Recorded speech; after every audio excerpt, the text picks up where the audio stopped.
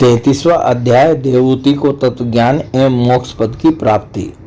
मैत्रेय जी कहते हैं, विदुर जी, श्री कपिल भगवान के वचन सुनकर कर्दम जी की प्रिय पत्नी माता देवहूति के मोह का पर्दा फट गया और वे तत्प्रतिपादक सांख्य शास्त्र के ज्ञान की आधार भूमि भगवान श्री कपिल जी को प्रणाम करके उनकी स्तुति करने लगी।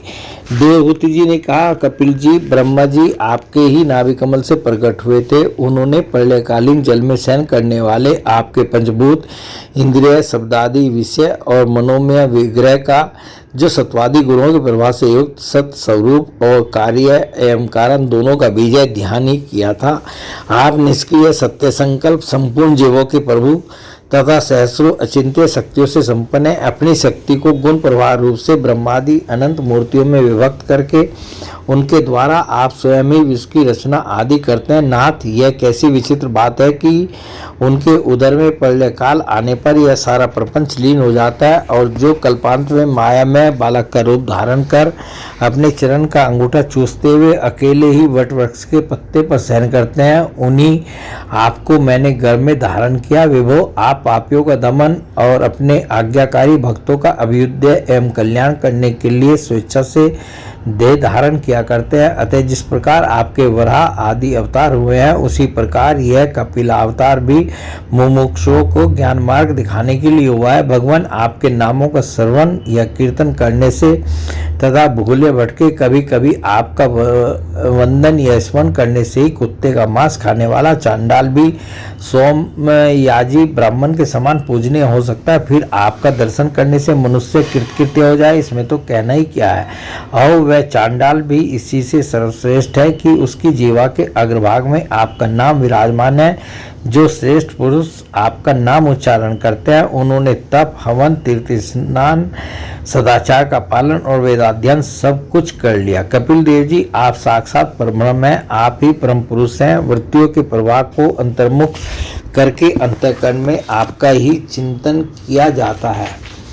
आप अपने तेज से माया के कार्य गुण प्रवाह को शांत कर देते हैं और आपके उदर में संपूर्ण वेद तत्व निहित है। ऐसे साक्षात विष्णु स्वरूप आपको मैं प्रणाम करती हूँ। मैत्रेय जी कहते हैं, माता की इस प्रकार स्तुति करने पर मात्र वत्सल परम पुरुष भगवान श्री कपिल देव जी ने उनसे गंभीर वाणी में कहा। कपिल देव जी ने कहा, माता जी, मैंने तुम्हें जो यह सुगम मार्ग बताया है, इसका अवलंबन करने से तुम शीघ्र ही परमपद प्राप्त कर लोगी। तुम मेरे इस मत में विश्वास करो। ब्रह्मवादी लोगों ने इसका सेवन किया है। इसके द्वारा तुम मेरे जन्म मरण रहित स्वरूप को प्राप्त कर लोगी। जो लोग मेरे इस मत को नहीं जानते, वे जन्म मृत्यु के चक्र में पड़े रहते हैं। मैत्रेय जी कहते हैं, इस प्रकार अपने श्रेष्ठ आत्मज्ञान का उपदेश कर श्री कपिल देव जी अपनी ब्रह्मवादिनी जननी की अनुमति लेकर वहां से चले गए। तब देवहूति भी सरस्वती के मुकुट सदृश अपने आश्रम में अपने पुत्र के उपदेश किए हुए योग साधन के द्वारा योगाभ्यास करती हुई समाधि में स्थित हो गई।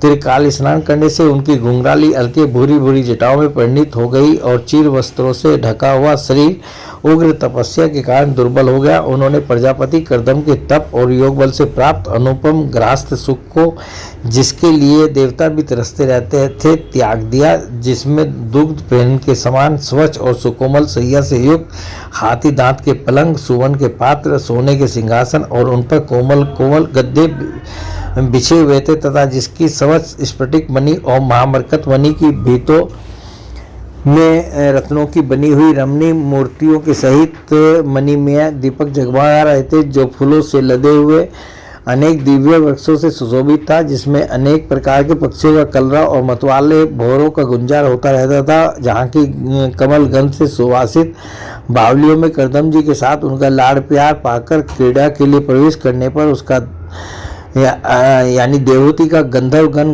गुणगान किया करते थे और जिसे पाने के लिए इंद्रानियां भी लालायित रहती थी, उस गृहोद्यान की भी ममता उन्होंने त्याग दी। किंतु पुत्र वियोग से व्याकुल होने के कारण अवश्य उनका मुख कुछ उदास हो गया। पति के वनगमन के अनंतर पुत्र का भी वियोग हो जाने से वे आत्मज्ञान संपन्न होकर भी ऐसी व्याकुल हो गई जैसे बछड़े के बिछुड़ जाने से उसे प्यार करने वाली गौ।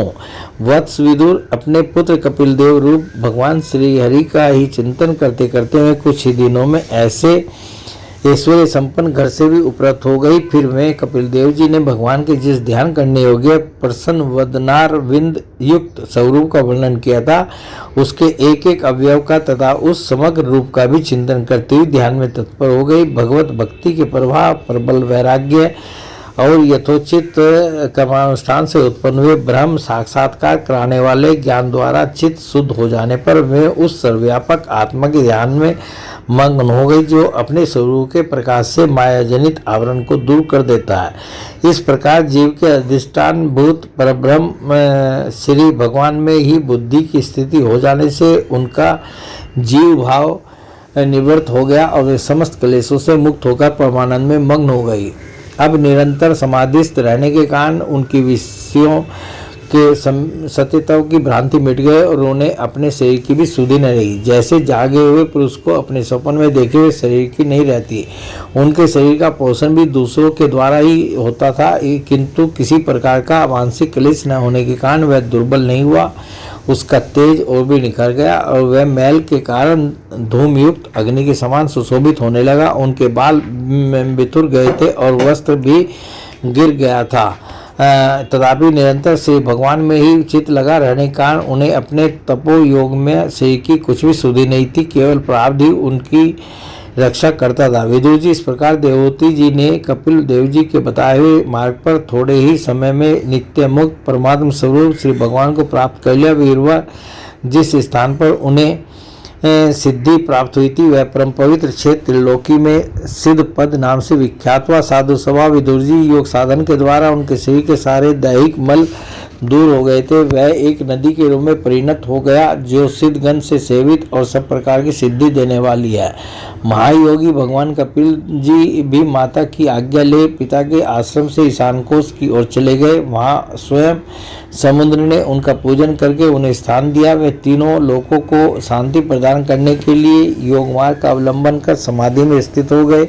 सिद्ध चारण गंधर्व मुनि और अप्सरागण उनकी स्तुति करते हैं तथा सांख्याचार्य गण भी उनका सब प्रकार स्तवन किया करते रहते हैं। निष्पाप विदुर जी, तुम्हारे पूछने से मैंने तुम्हें यह भगवान कपिल और देवहूति का परम पवित्र संवाद सुनाया। यह कपिल देव जी का मत अध्यात्म योग का गूढ़ रहस्य है। जो पुरुष इसका श्रवण या वर्णन करता है वह भगवान गरुड़ध्वज की भक्ति से युक्त होकर शीघ्र ही श्री हरि के चरणारविंदों को प्राप्त करता है। तीसरा स्कंद समाप्त। हरिओम तत्सत। बोलिए भगवान श्री कृष्ण की जय।